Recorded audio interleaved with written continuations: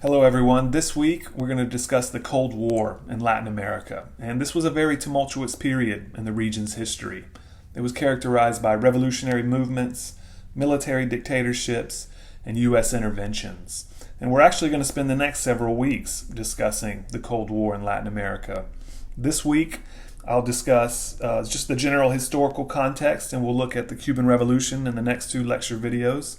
And then in the online discussion forum, we'll be examining the Guatemalan Revolution.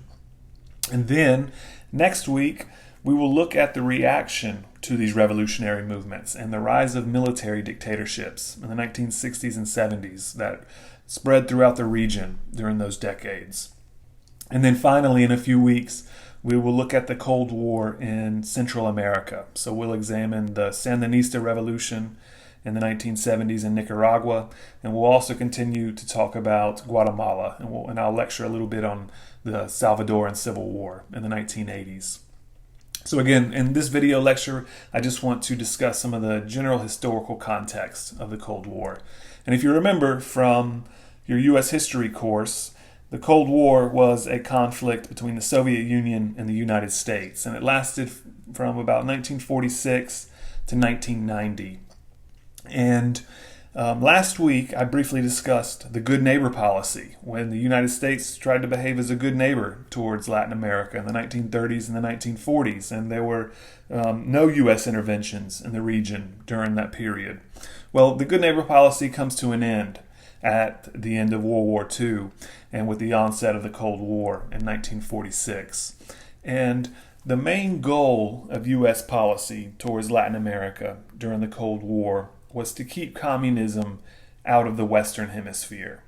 And in particular, the United States sought to maintain stability throughout Latin America. So this meant political stability, and it also meant providing a stable atmosphere for U.S. investments and trade throughout the region. And some key components of U.S. foreign policy towards Latin America during these decades I've listed here as bullet points on the outline. One was in 1946, the establishment of the School of the Americas. And the School of the Americas was an institution that provided training for Latin American military officers. And it was, as I mentioned, it was established in 1946, and it was first located in the Panama Canal Zone. And later in the 1980s, it was moved to Fort Benning, Georgia. And the idea was to bring Latin American military officers to the School of the Americas, where they could receive professional training by the United States military. And the School of the Americas does not have a good reputation in Latin American history, because this was where some of the most notorious dictators in the region during the Cold War received their training. So Augusto Pinochet and Manuel Noriega, they all received their trainings at the School of the Americas. And the goal was to make these military officers loyal and allies of the United States. So we can see that the military of Latin America, they're going to become very important allies of U.S. foreign policy makers during the Cold War throughout Latin America. And this third bullet point was also key to U.S. policy. In 1951, the United States Congress passed the Military Defense Act that provided $38 million in aid to the militaries of Latin America. And actually, at the end of World War II, a lot of Latin Americans hoped that they would receive a Marshall Plan, these cheap loans that the United States had made to Europe in the 1940s and 50s. But the aid that came from the United States came in the form more of military aid. And again, this is the United States forging a relationship and close alliance with the militaries of the region.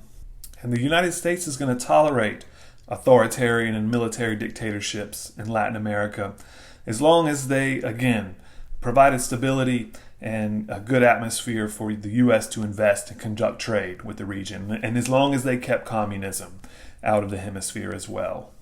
At the same time this was going on, there were many in Latin America who critiqued U.S. foreign policy towards the region, and in particular it came from the left side of the political spectrum. So here I want to talk just a few minutes about the Latin American left. And the left consisted of primarily the urban labor movement, so industrial labor leaders, unions, also peasant leaders and peasant unions in the countryside, and also universities, so university faculty and university students. And it's also worth noting that after World War II, more people were having access to university education. And this was occurring as the middle class grew in Latin America. And although the middle class was growing, there still remained lots of poverty throughout the region. And many in universities in particular, and also among peasant and labor leaders, started to become influenced by Marxism. And the left was ideologically diverse. Some were socialists, others still believed in capitalism and wanted to reform capitalism rather than overthrow it. And also, many on the radical left were attracted to Marxism and communism. And Marxism, as you know, is named after the 19th century German philosopher Karl Marx. And he wrote several volumes called Das Kapital that critiqued capitalism. And he also published a short book, a manifesto called the Communist Manifesto. And communism was seen as a utopian society for workers where the state, the government, would own the means of production and private property would be abolished and capitalism would be overthrown. And he was writing in the mid-19th century. But Marxism, the critique of capitalism, became very popular among the left in Latin America. And, you know, trying to explain why this was the case, I think we have to understand that with poverty at such high rates throughout the region, capitalism simply didn't work for a lot of Latin Americans. And so there was a search for an alternative.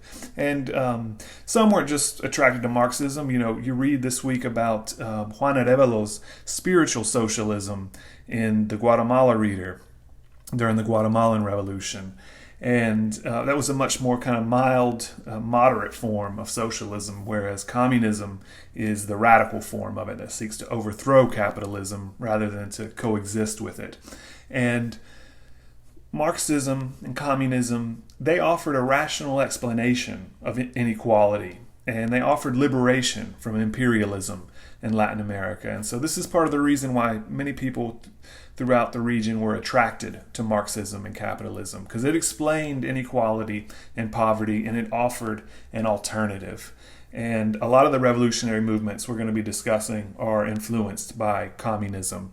And here in the next few video lectures, I will be discussing the Cuban Revolution and Fidel Castro. And as we'll see, Fidel Castro doesn't start out as a communist. He was, above all, just a nationalist. But as the confrontation with the United States radicalizes, Fidel Castro eventually adopts communism, and with the success of the Cuban Revolution, the model of Cuba becoming a communist country is going to influence people throughout the region. So that's what we'll turn to now, is the Cuban Revolution.